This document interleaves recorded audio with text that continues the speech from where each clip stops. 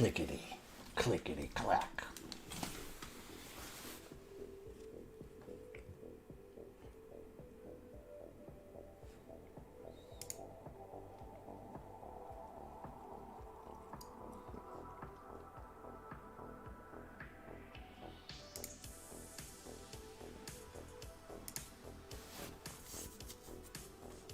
Clickety, clickety clack.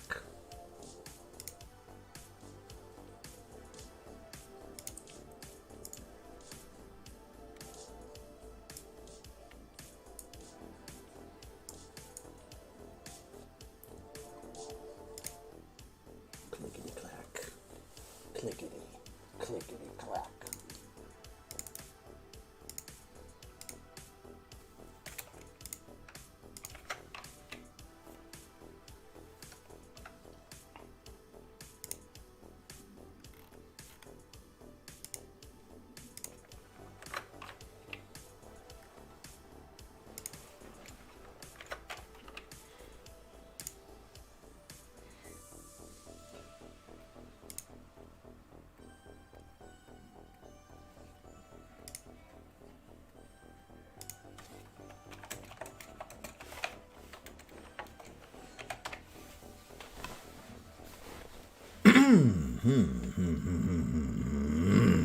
Hello, nerds. Welcome. So today, I would like to address just absolutely horrific eye modeling skills that I've been watching the past few months. And we're going to just kind of address this real quick. So first, it's not too high, so this is probably fine. Let's go ahead and I'm just starting with the planar head here.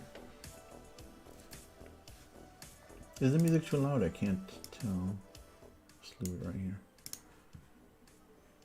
It might be too low. There. Alrighty, alrighty. John, think I have a really hard time with eyes. Alright, I got you, brother. I got you. This is going to be just a quick review of really basic anatomy for eyes, and just kind of a quick approach on how you could do it in ZBrush. So welcome John, and anybody else who might be watching. Alright, so this is the planar head. Let's just relax this a little bit.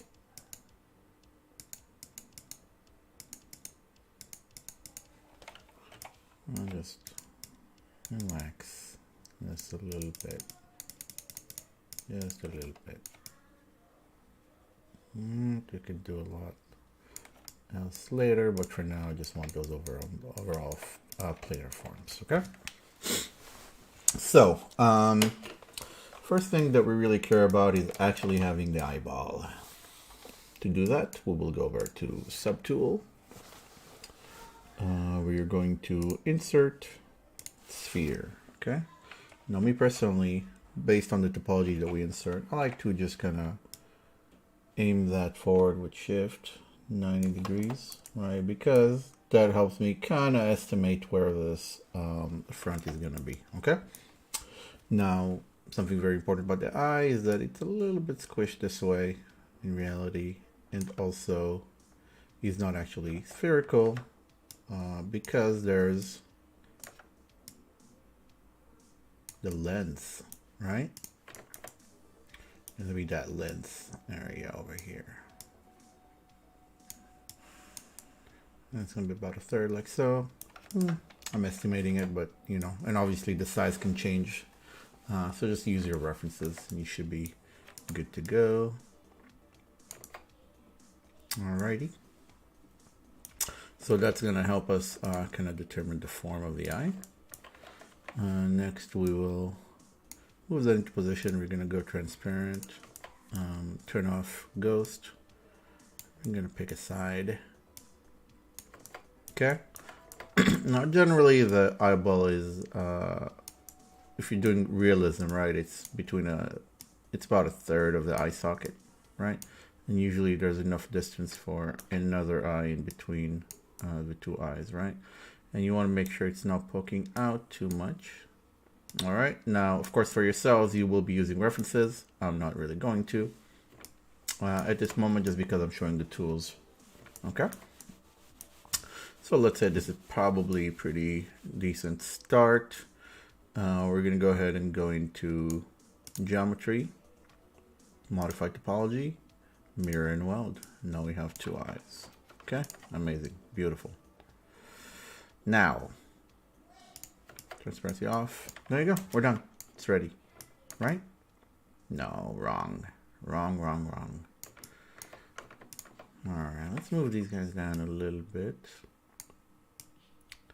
And what is that? It's not really gonna be easy to move like that unless we have symmetry mode on, and now it will be. Now we can make adjustments, and we can continue to make adjustments well into the sculpting process. All right. So here's how I would go about doing this. PCB. So first we're gonna actually take that brush that we need, and we're going to create the skin and actually bury that in there. Okay. So we're gonna solo this and actually create all of that skin around the eye to allow us to imagine like you're creating the mass of a closed eye, basically. That's how I would start. Okay. And we're gonna change the topology later. But what you want to do is you want to create enough that the eyeball is buried in there, right? And you want it kind of flush to the surface there. So, you know. All right, I'm just poking out a little bit. That's fine. Okay. And we're going to have our infraorbital furrow, so all sorts of anatomy relevant things here and there. We will deal with it in due time. Okay. Now this is a start. BDS, I can actually, you see this line right here, this is the infraorbital furrow. This is going to be your,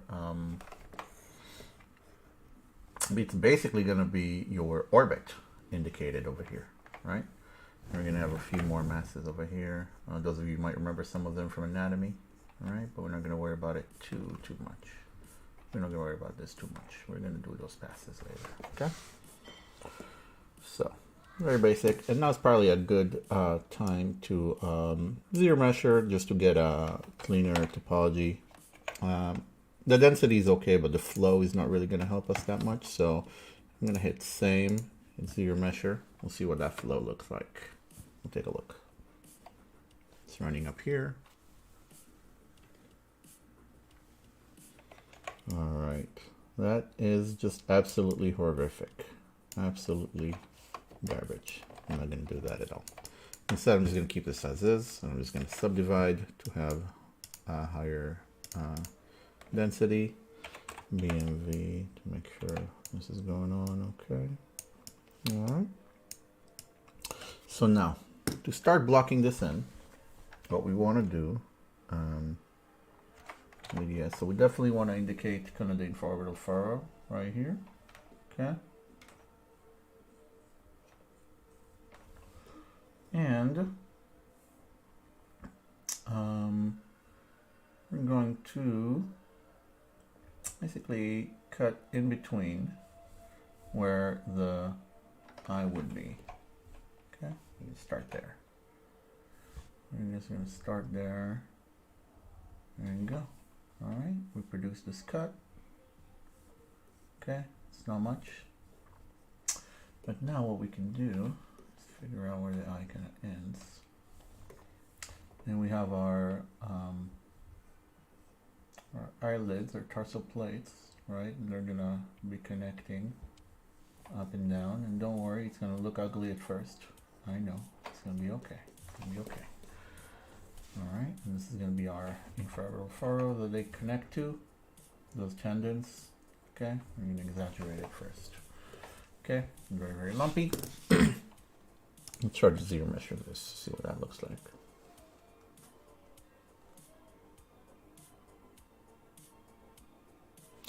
And I left the subdivision on, so we'll see what kind of result that will give us.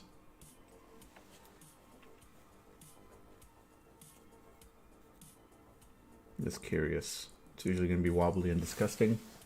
Yep, wobbly and disgusting. We're not going to worry about that then. Just going to hit Control D to add extra subdivisions. We're going to clean this up as we go. Now with masking, I'm going to just kind of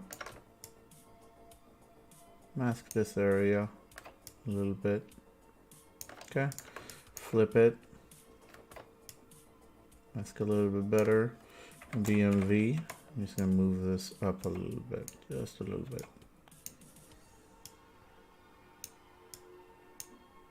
Okay, I'm gonna flip this, we're gonna move this down a little bit, just to create that kind of form. We can move this closer to surface based on the anatomy that needs to occur over there. All right, now we don't want this to go too far forward, right? And on here you can really determine kind of the shape of the eye at this stage. So you can do something like this. You don't want it to be too thin, too thick, anything like that. Okay. Now let's the lower and we'll just dynamish this again. This is going to be too low, so we're gonna put it at 512. We just need to make sure we have enough topology. This looks good to me. We just don't want to worry about topology when we're blocking stuff in like this. Okay.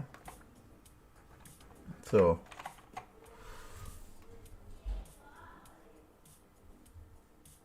deal with this in a second.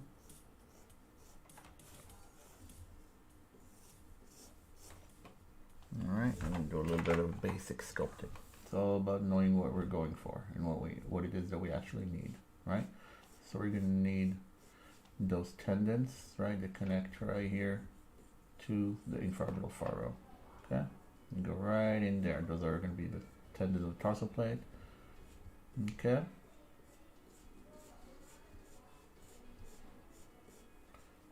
And let's see, it's gonna be going in around where the eye is, right here, depending on your person, right? Because you have fat pads and stuff going on over there as well.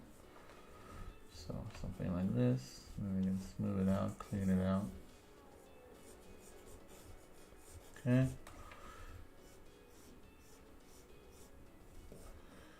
Now, I'm going to continue just kind of sculpting and cleaning as needed.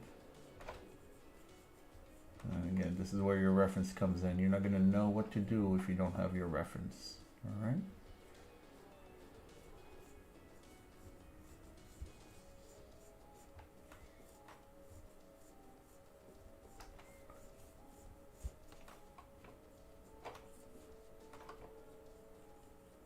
Infraorbital furrow. Make sure it's indicated well.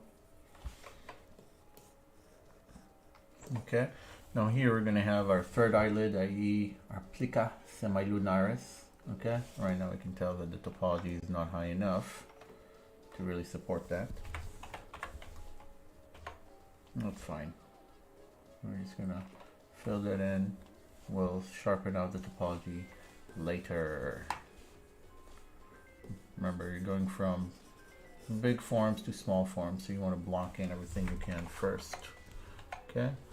Now that we have the fold for the tarsal plate, okay, and here it's gonna come in a little bit. Now we do have fat pads over there, they'll soften that, okay, but there's gonna be some separation as well. And just over here, gonna be very, very important to make sure you have your references to know what you're doing. All right. Always imagine hearing my voice asking you where your reference is. And just let it haunt you forever. It's gonna be great.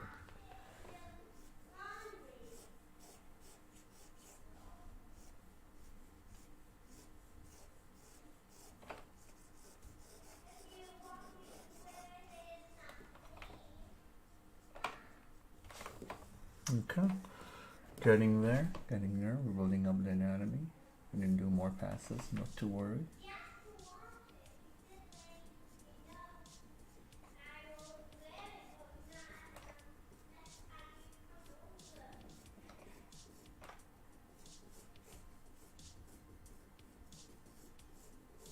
Usually there's going to be some degree of fat pads kind of on top here, getting this kind of flow. We can indicate and sharpen that later. Okay.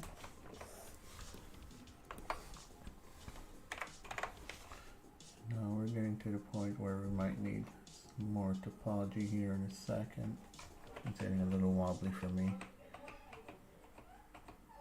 Alright, so let's just subdivide this once. Alright.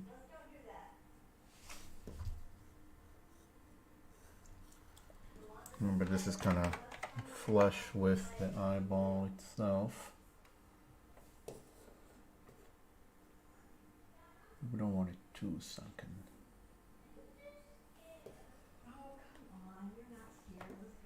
Okay, so 1 second.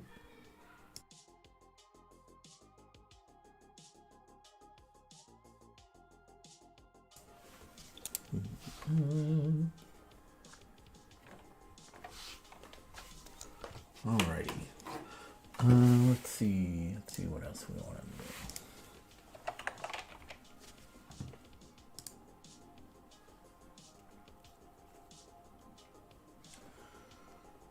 So, more importantly, so I added a few more subdivisions.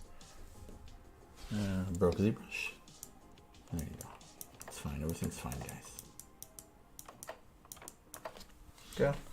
So, just move this over here. This microphone's going to be exactly in the way. BDS. Yeah, make sure you control those forms as much as you can.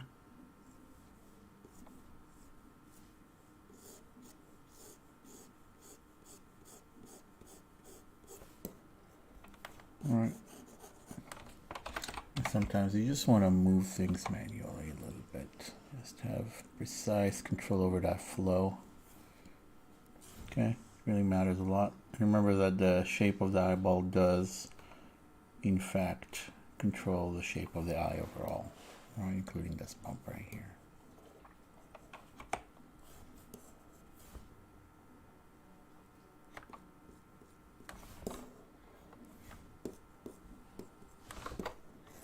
I don't like all of this, so I'm just going to inflate this.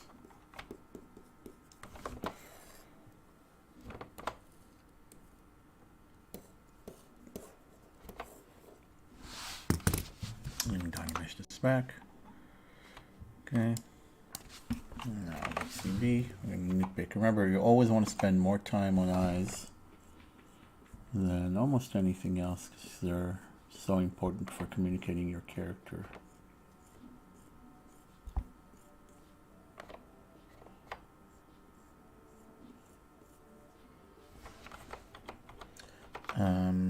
BFS for form soft might give you what we want as well. You want those tendons really indicated correctly.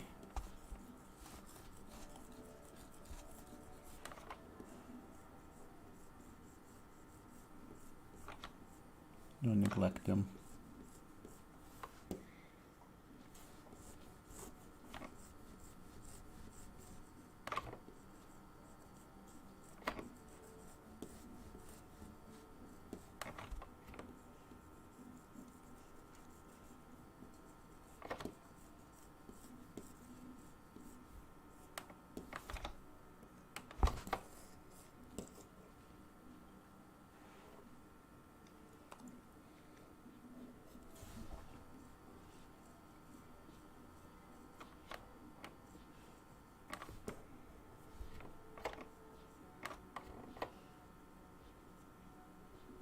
This mass right here is going to be the plica semilunaris. It's just an indication of that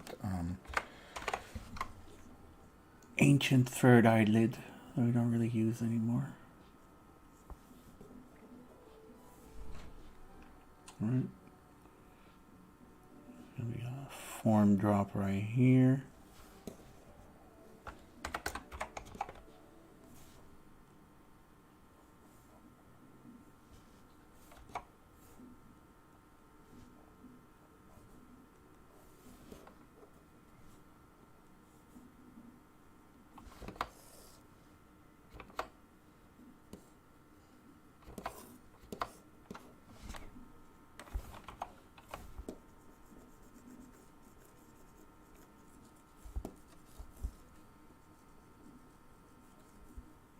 smoothing here and there. So, BDS, definitely want to indicate that top. Really make sure it's going to be a nice deep cut.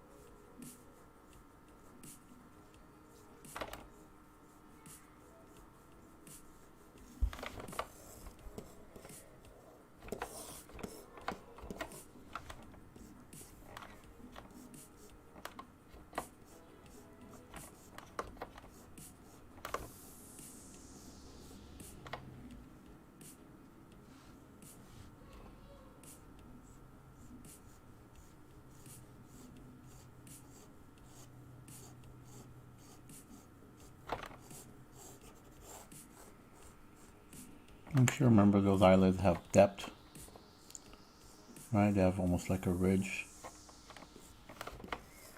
to them. Make sure that is indicated properly.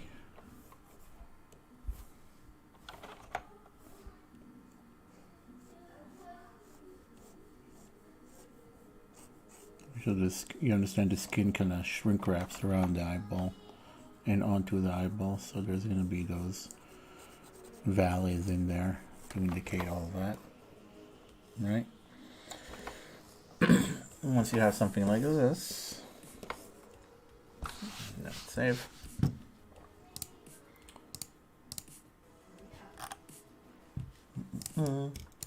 Once you have something like this, you can again use your reference to kind of form things around, including your the fat pads that are around the eyes, right? Which really soften out those forms a lot. Especially this big one right here, which goes really all the way to the eyebrow. We have a little bit of softness over here. This gets filled out and neutralized, just depending on your character's age, right? And a lot of stuff like this.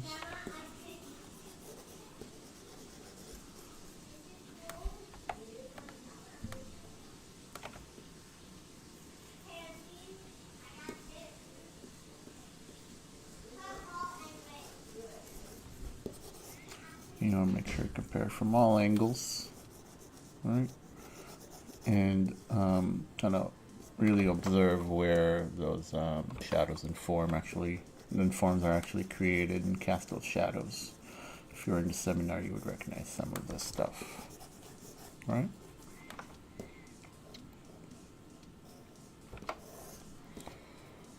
So this is a decent start for one top of eye, and we can even subdivide it more, and if you wanted to do another pass.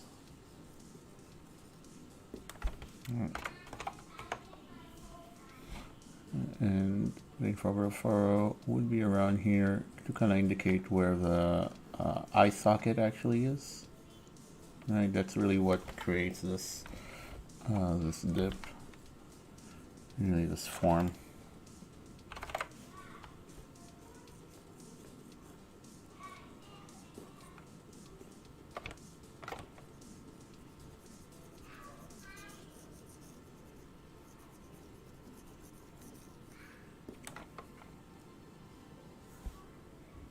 Again, the post symmetry over here for that eye socket, and here there's a lot of other forms that obscure that transition a little bit.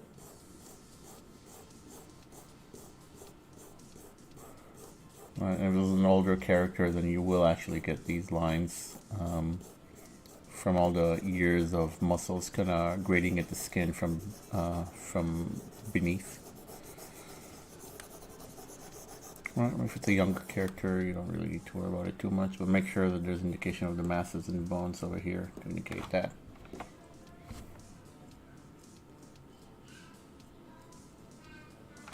And then the rest is just going to be taken over by the eyebrow and brow ridge and all that good stuff.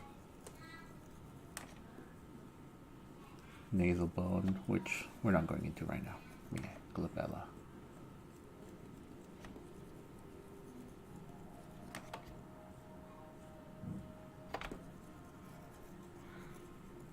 Anyway, you get the idea, I hope.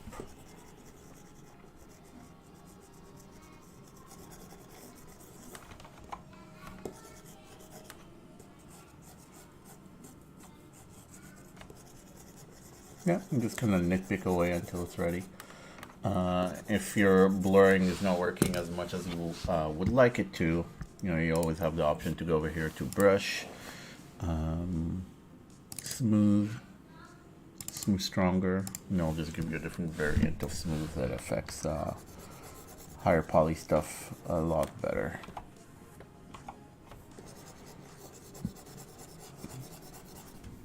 Make sure you watch your silhouettes and observe all that stuff.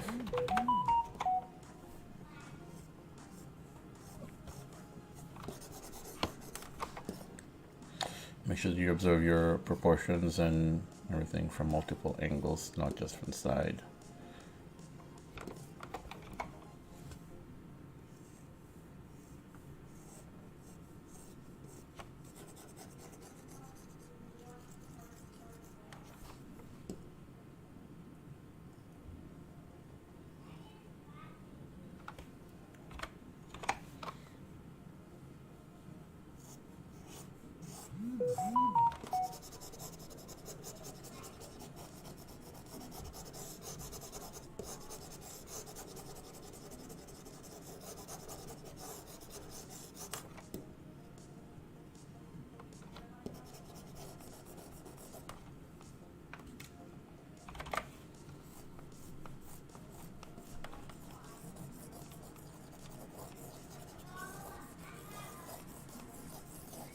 Anyway, I could do this all day. But you get the idea. How to get started. And of course, you know, we're going to have our eyebrows over there. However you want to indicate them will probably be fine. Just make sure that you follow a good reference so that you have a good understanding of what you're going for. Right? Because every person's going to look a little bit different. Okay? So I hope this helps somewhat. And yeah, see y'all around.